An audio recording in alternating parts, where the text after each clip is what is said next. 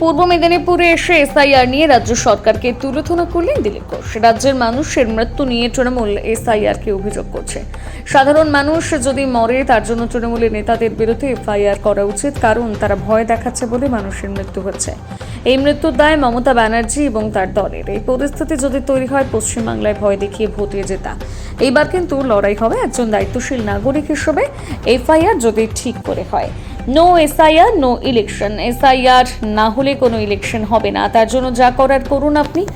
যদি না নির্বাচনী সংশোধন হচ্ছে ততদিন পশ্চিমবাংলায় কোনো ভোট নয়, আর এটা নির্বাচন কমিশন করবে। 12 বার যদি এসআইআর হয়ে থাকে, 13 বার শান্তিতে এসআইআর হবে। অশান্তি করলে অশান্তি হবে, তখন সামলাতে পারলে কি হবে বুঝতে পারবেন। এই এসআইআরটাই নির্বাচন মনে করুন। এখান থেকে শুরু হয়ে গেল 26-এর নির্বাচন। পাশাপাশি এদিন তিনি আর কি বলেছেন শোনাবো। আমি বলছি এবার ইলেকশন আসছে, এসআইআর যাতে না হয়। 1.5 কোটির কাছাকাছি বাংলাদেশি এবং মৃত ভোটারের নাম আছে, যার জোরে টিএমসি জিতছে। সেই ভোটারের নাম বাদ যাবে বলে এখানে হাহাকার মোড়া কান্না চলছে, ভয় দেখানো হচ্ছে। আপনি যা করুন কেউ আটকাতে পারবে না। এসআইআর হবে, হয় এমনি ভাবে হবে, নাহলে রাষ্ট্রপতি শাসন করে হবে।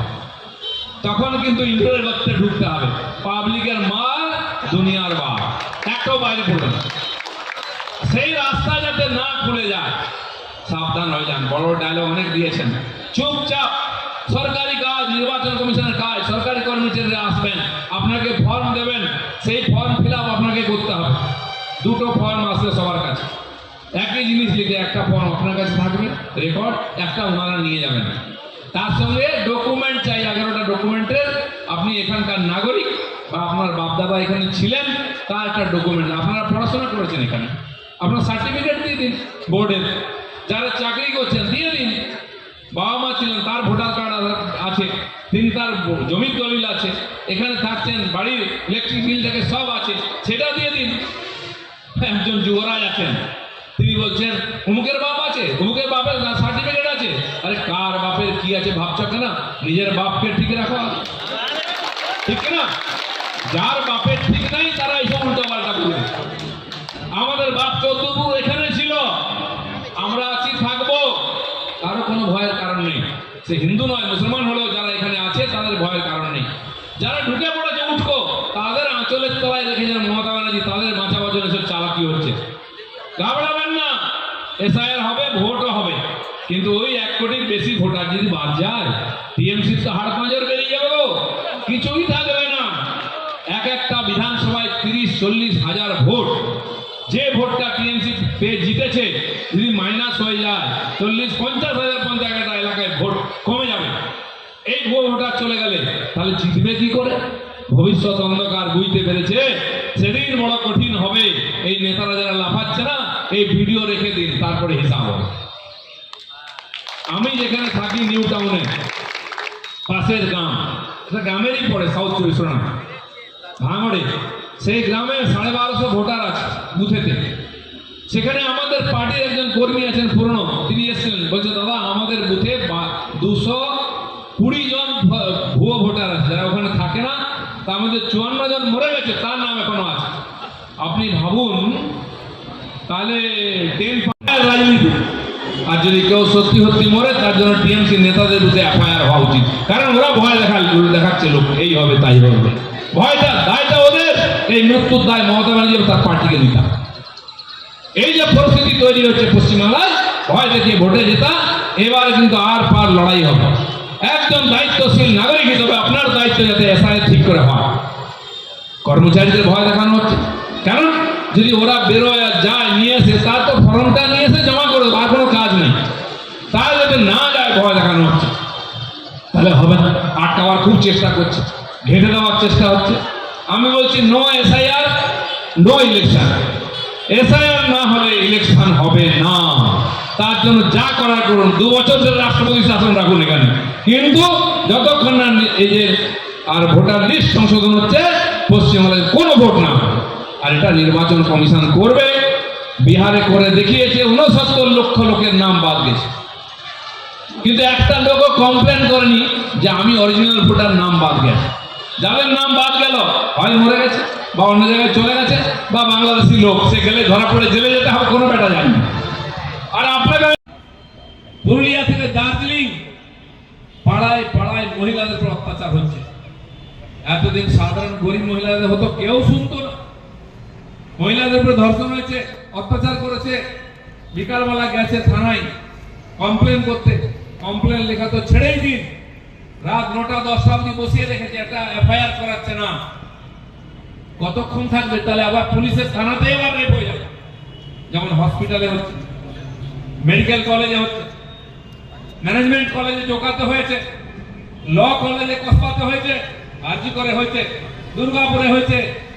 এই যে মহিলাদের উপর অত্যাচার, এখন হয়তো রাইটার্স বিল্ডিং এ, নবান্নে, সব জায়গায় হয়ে যাবে, কারণ মহিলাদের কোনো সুরক্ষা নেই। যিনি সুরক্ষা দেবেন মমতা ব্যানার্জি বলে, তারও সুরক্ষা নেই। অনেকে বলেন কি বলছেন, হ্যাঁ, তার বাড়িতেই তাকে ধাক্কা মেরে ফেলে দিল, কপাল ফেটে গেল। ছবি দেখেছেন কি? তিনি আমাদের কি সুরক্ষা দেবেন? যার নিজের সুরক্ষা নেই। তো পশ্চিমবঙ্গ আজকে জিহাদিদের হাতে চলে গেছে, সে রাজনৈতিক জিহাদি হোক, ধার্মিক জিহাদি হোক, তারা আজকে মহিলাদেরকে ভোগের জিনিস মনে করছে। তাই আজকে মুখ্যমন্ত্রীও সুরক্ষিত নন, এখানে তার প্রাণ সুরক্ষিত নন। তিনি আমাদেরকে বাঁচাবেন, তাকে বাঁচাবার লোক না। তাই এইসব বড় বড় কথা বলছে। আমি একটা উল্টাপাল্টা কথা বলি, কাল আমার নামে কেস হবে, পুলিশ আমার বাড়িতে আসবে। আর দেখুন মমতা ব্যানার্জির এমএলএ, এমপি, ফুট সাইজের, ইঞ্চি সাইজের নেতা সব গরমা গরম ডায়লগ দিচ্ছে, রোজ টিভিতে দেখতে হচ্ছে। শুনেছেন কারণ একটা এফআইআর হয়েছে, কাউকে পুলিশ ডেকেছে, ভাই কেন এরকম উল্টাপাল্টা বলছো?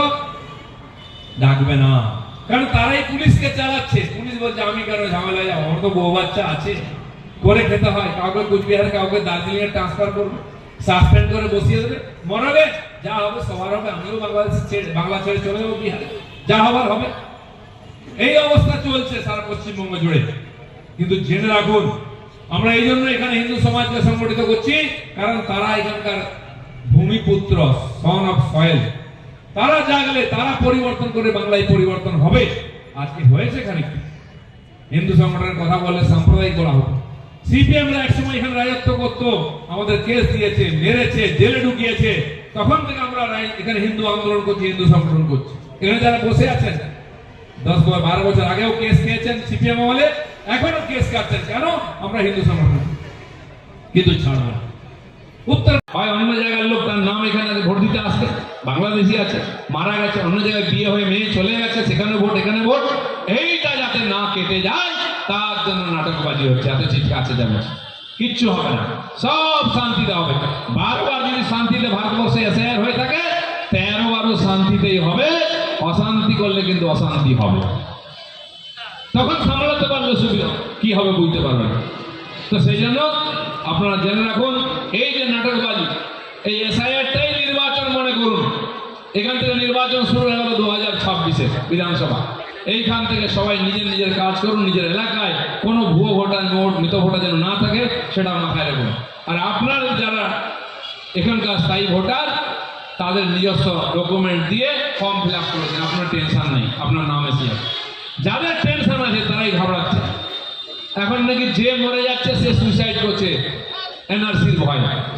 কার বাপ মরছে, কার পিসা মরছে। 95 বছর লোক একটা মরেছে, সে নাকি এসআইআর ভয়ে মরে গেছে। আরে 95 বছর মানে সে তো 60-70 বছর ধরে ভোট দিচ্ছে, তার কিসের ভয়? এখন বাপ ঠাকুরদার সঙ্গে ঝগড়া, কাকার সঙ্গে ঝগড়া, তাকে মেরে দিয়ে জমি নিয়ে দিচ্ছে বলে এই দেখুন এনআরসিতে ভয় করে বসে আছে। শ্মশানে গিয়ে টিএমসির নেতারা বসে আছে, কে মরছে, কতজন ডেড বডি এলো, এই বল তোর বাপ মরেছে এনআরসির ভয়।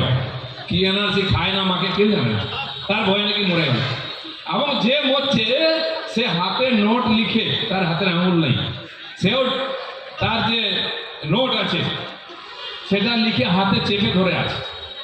মরে যাক, দড়ি ছেড়ে যাক গলার, কিন্তু হাত ছাড়ছে না। এরকম দেখেছেন গলায় দড়ি কোথাও?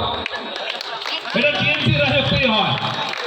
সুইসাইড নোট যেন হারিয়ে না যায়, বাকি সব যাক, প্রাণ যাক, সুইসাইড নোট যেন না যায়। সেটা আবার মমতা ব্যানার্জি টুইট করছেন। কি ঠপবাজি চলছে, কি বোকা বানাচ্ছে, বাঙালি কি ঘিলু শুকিয়ে গেছে? এগুলো বিশ্বাস করবে কেউ? আবার রোজ নাকি এখন মরছে। যখন ডিমনিটাইজেশন হয়েছিল, যারা দাঁড়িয়েছিল লাইনে টাকা তোলার জন্য, সারা দেশের লোককে তুলতে হয়েছে, তাতে দেখলাম রাহুল গান্ধীও লাইনে দাঁড়িয়ে গেছে। আচ্ছা, তো যারা টাকা তুলতে গেছে অশান্তি করলে কিন্তু অশান্তি হবে, তখন সামলাতে পারলে সুবিধা, কি হবে বুঝতে পারবে না। তো সেই জন্য আপনারা জেনে রাখুন, এই যে নাটকবাজি, এই এসআইআরটাই নির্বাচন মনে করুন। এখান থেকে নির্বাচন শুরু হয়ে গেল 2026-এ বিধানসভা। এইখান থেকে সবাই নিজের নিজের কাজ করুন, নিজের এলাকায় কোনো ভুয়ো ভোটার, নোট, মৃত ভোটার যেন না থাকে, সেটা মাথায় রাখুন। আর আপনার যারা এখানকার স্থায়ী ভোটার, তাদের নিজস্ব ডকুমেন্ট দিয়ে ফর্ম ফিল আপ করেছেন, আপনার টেনশন নেই, আপনার নাম এসে যাবে। যাদের টেনশন আছে তারাই ঘাবড়াচ্ছে। এখন নাকি যে মরে যাচ্ছে সে সুইসাইড করছে এনআরসির ভয়, কার বাপ মরছে, কার পিসা মরছে। 95 বছর লোক একটা মরেছে, সে নাকি এসআইআর ভয়ে মরে গেছে। আরে 95 বছর মানে সে তো 60-70 বছর ধরে ভোট দিচ্ছে, তার কিসের ভয়? এখন বাপ ঠাকুরদার সঙ্গে ঝগড়া, কাকার সঙ্গে ঝগড়া, তাকে মেরে দিয়ে জমি নিয়ে দিচ্ছে বলে এই দেখুন এনআরসিতে ভয় করে বসে আছে। শ্মশানে গিয়ে টিএমসির নেতারা বসে আছে, কে মরছে, কতজন ডেড বডি এলো, এই বল তোর বাপ মরেছে এনআরসির ভয়। কি এনআরসি খায় না মাকে কেউ জানে না, তার ভয় নাকি মরে গেল। এবং যে মরছে সে হাতে নোট লিখে, তার হাতের আঙুল নেই, সেও তার যে নোট আছে সেটা লিখে হাতে চেপে ধরে আছে। মরে যাক, দড়ি ছেড়ে যাক গলার, কিন্তু হাত ছাড়ছে না। এরকম দেখেছেন গলায় দড়ি কোথাও? এটা টিএমসি রাজত্বই হয়। সুইসাইড নোট যেন হারিয়ে না যায়, বাকি সব যাক, প্রাণ যাক, সুইসাইড নোট যেন না যায়। সেটা আবার মমতা ব্যানার্জি টুইট করছেন, কি ঠকবাজি চলছে, কি বোকা বানাচ্ছে, বাঙালি কি ঘিলু শুকিয়ে গেছে, এগুলো বিশ্বাস করবে কেউ? আবার রোজ নাকি এখন মরছে। যখন ডিমনিটাইজেশন হয়েছিল, যারা দাঁড়িয়েছিল লাইনে টাকা তোলার জন্য, সারা দেশের লোককে তুলতে হয়েছে, তাতে দেখলাম রাহুল গান্ধীও লাইনে দাঁড়িয়েছে। আচ্ছা, তো যারা টাকা তুলতে গেছে থানা বিন্যাস, নতুন বিন্যাস হলো। আজ নির্দেশিকা জারি করা হয়েছে, আলিপুর এবং প্লাস্টিকের এলাকা বাড়ানো হলো। থানা তো বাড়াতেই হবে, জেলাও বাড়াতে হবে, কিন্তু পুলিশ কোথায়? থানা যদি পুলিশ না থাকে থানা বাড়িয়ে লাগবে, থানা পাহারা দেওয়ারই লোক পাওয়া যাচ্ছে না। তো ভালো কথা, পুলিশেও ভর্তি হোক, সাফিসিয়েন্ট পুলিশ থাকুক, পুলিশ যেন এই যে আইন শৃঙ্খলার সমস্যা এটা দূর করে। তারা সুইসাইড করতে বাধ্য হবে। কেন সুইসাইড করবে? মরার থাকলে বাংলাদেশে মরতো, এখানে মরবে কেন? এখানে কোনো হিন্দু যদি এসে থাকে, সারা দুনিয়ার থেকে যেখান থেকে আসুক, তার গায়ে কেউ টাচ করতে পারবে না। সে ভারতের নাগরিক, সে এখানকার ভোটার হবে। চলুন। বর্ধমানে জামালপুরের এই এসআইআর আতঙ্কে এক পরিযায়ী শ্রমিকের মৃত্যু হয়েছে। পরিযায়ী শ্রমিক এখানে কেন মারা যাবে? তামিলনাড়ু তো মারা গেছে। পরিযায়ী শ্রমিক কেন মারা গেছে? তামিলনাড়ুতে কেন মারা যাবে? বাংলায় হচ্ছে এসআইআর। এসব মিথ্যা কথা লোককে ভড়কাবার জন্য, যে মারা যাচ্ছে এখন যেখানে সব এসআইআর হয়ে যাচ্ছে, এসব মিথ্যা কথায় কেউ কান দেবে না। अगले मंगलवार एसआईआर को लेके ममता बंदोपाध्याय और अभिषेक ममता बनर्जी का राजनीति वही है, केंद्र के खिलाफ, देश के खिलाफ कोई ना कोई रैली करके लोगों को भड़काना, बस और कुछ नहीं।